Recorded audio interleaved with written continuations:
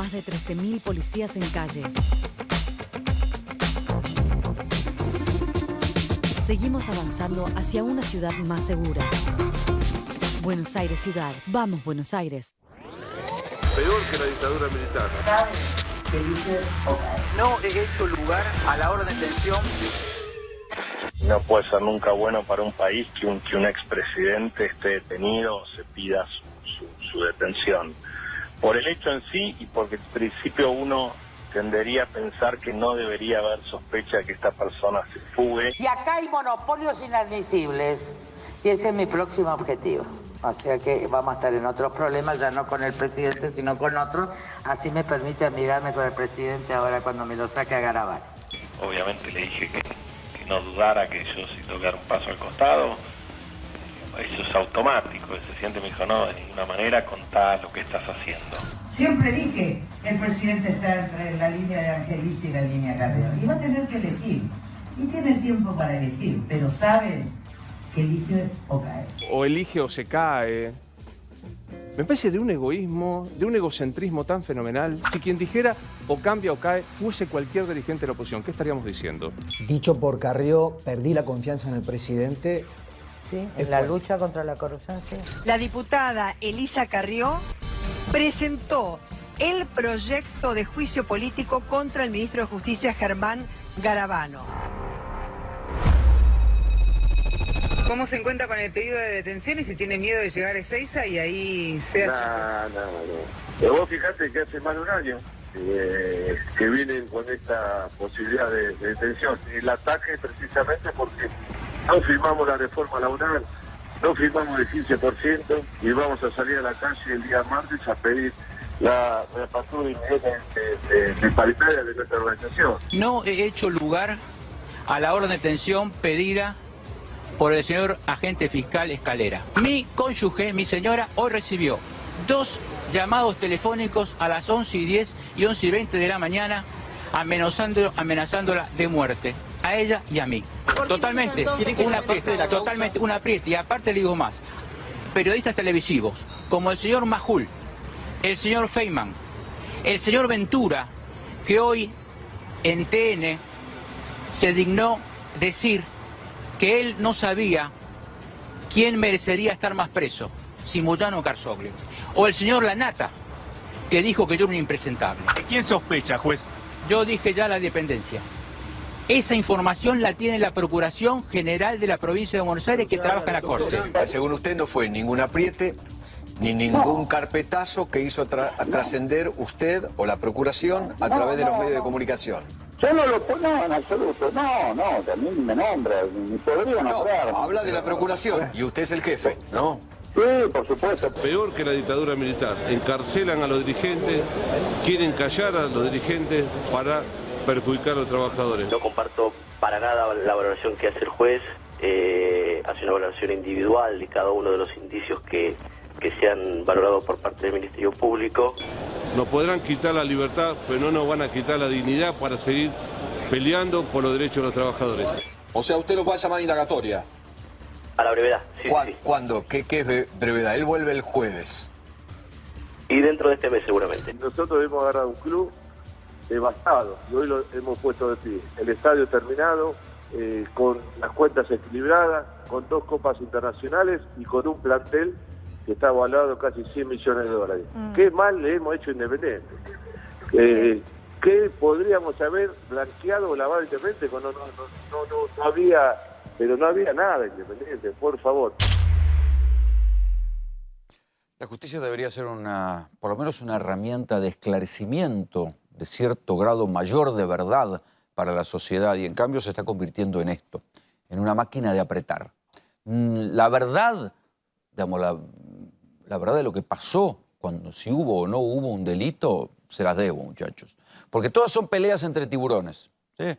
Yo no me creo que los moyanos sean pobres angelitos víctimas de una campaña, pero tampoco le creo a la justicia de la provincia de Buenos Aires, o por lo menos a los fiscales y al procurador Contegrán en esta manera en que han manipulado la causa contra los moyanos. Yo la verdad que no les creo a ninguno y en todo caso lo miro como lo que es, como una pelea entre tiburones.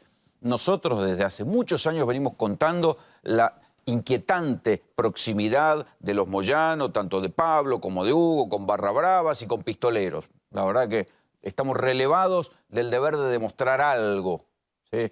Pero lo que pasó en la justicia esta semana, cuando un juez, criticable o no, le dijo al fiscal Sebastián Escalera, no vamos a hacer lugar a la detención de Pablo Moyano, y lo salieron a atacar. En verdad, lo que debían haber hecho es apelar, y listo. Con apelar ya era otra cuestión, pero atacarlo, descalificarlo.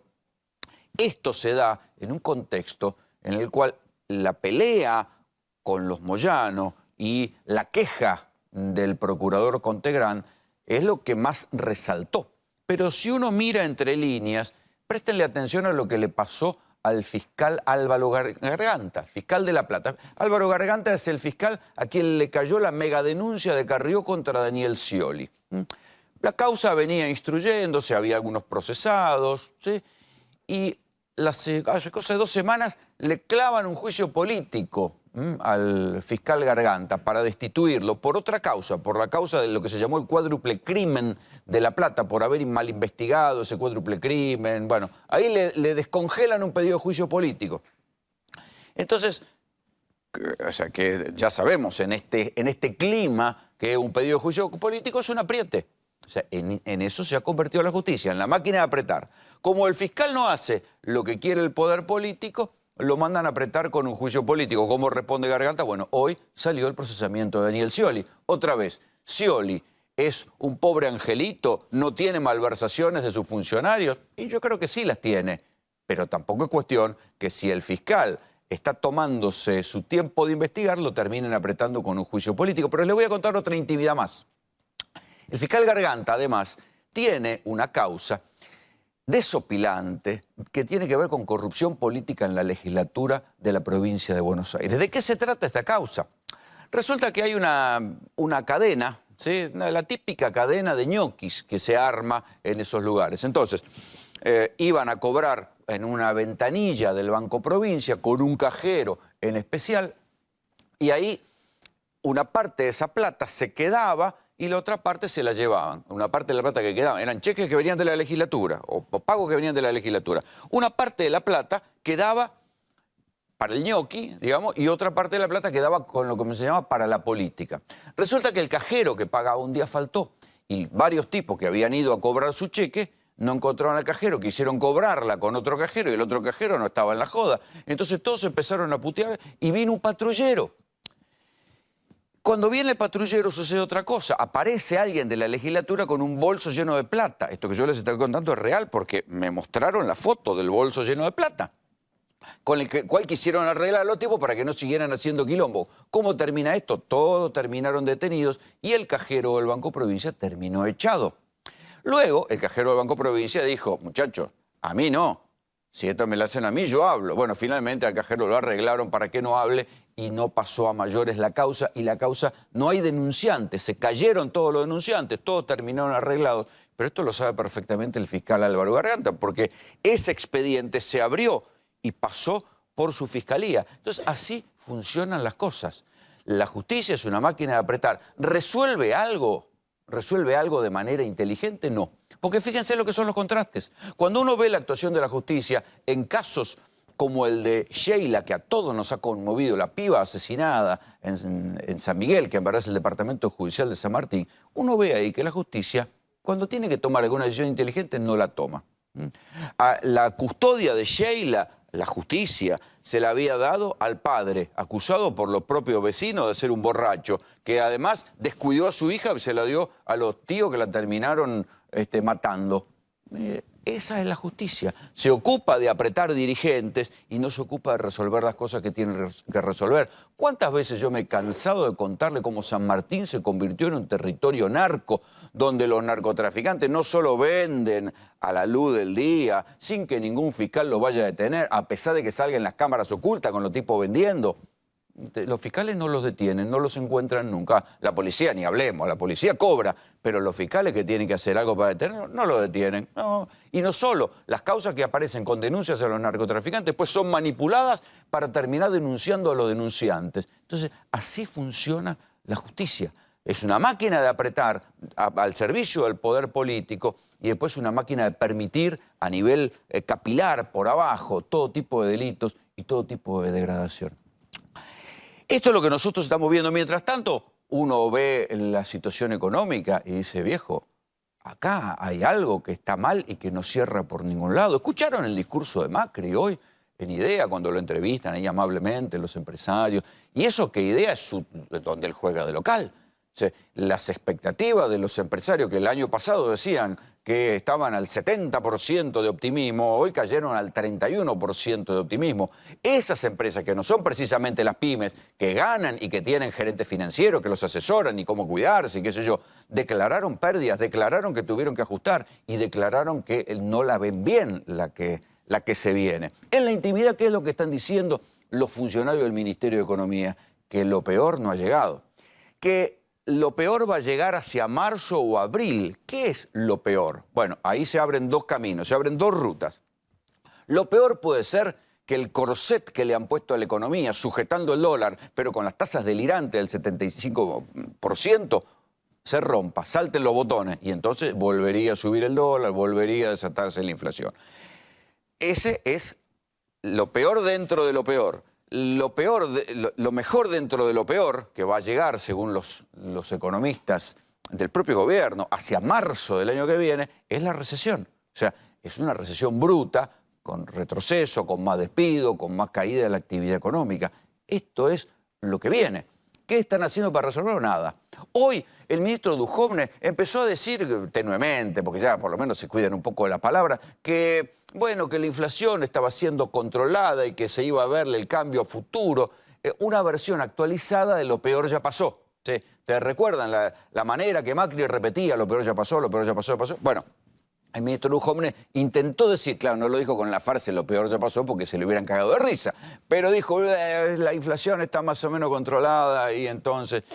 Alguien tiene que tomar nota que la CGT, el ala más dialoguista de la CGT, hoy salieron a decir los dos voceros de la CGT, tanto Acuña como Daer, que están pensando en un paro de 36 horas. Está bien, sería el quinto paro a Macri, ok, pero con movilización. Que la CGT más dialoguista se decida a cambiar su método de lucha y salga con una movilización a la calle diciendo que el gobierno está llevando al país a la debacle social y que esto lo hagan en coincidencia o después del G20, alguien debería tomar nota. Quiero decir, por un lado está el contraste del presidente Mauricio Macri con su discurso optimista, con su discurso motivador, diciendo que hay que cambiar la cultura de los argentinos, hablando de los supuestos 80, no saben si son 85, 70 años de decadencia, que justo arrancan con el peronismo y con un grado de conquistas sociales. A partir de ahí, para el discurso oficial, empieza la decadencia de la Argentina. Sí, será la decadencia de la Argentina, pero no la decadencia de los que vivían acá, que por algo votaron sistemáticamente, cuando pudieron votar, que se ampliaran los derechos, se mejoraran los derechos, y no que se cerraran y se achicaran los derechos y se quitaran los derechos. Ese discurso, como dice Graciela Camaño, que va a estar en un rato aquí con nosotros en GPS, de los prolijitos, ese relato de los prolijitos, está haciendo agua por todos lados. Hoy se conoció un índice todavía más inquietante, que es el índice de la inflación mayorista. 16% en septiembre. ¿Cuánto de eso se va a trasladar a precios en octubre? ¿Será un 5%? ¿Podrán bajar la inflación con el corset que le están metiendo a la economía, con el corset de las tasas y con el corset de la no emisión? ¿A qué costo? O sea, por eso es que nadie se anima a ver qué es lo que viene, o nadie se anima a predecir qué es lo que viene, porque estamos en un escenario que no vimos hasta ahora. La restricción, el dólar está pisado mano en tropo, porque a veces sigue subiendo, se ha vuelto a la receta casi cocainómana de los bonos, ¿sí? Y de la emisión de letras. Entonces, ahora no son las LEBAC, son las LELIC, son negocios de la timba financiera. Entonces, otra vez se armó la mesa de la timba. ¿Sí? Otra vez hay tipos que están ganando con tasas al 75% en pesos, que después, cuando llegue el momento, porque eso sí que tienen información calificada, dejarán de timbear a la tasa, se pasarán al dólar, sacarán la guita del país y a nosotros, los pobres pelotudos, nos va a tocar pagar la mesa de esa timba, que va a ser deuda y que va a ser pobreza. Bienvenidos. Esto es GPS.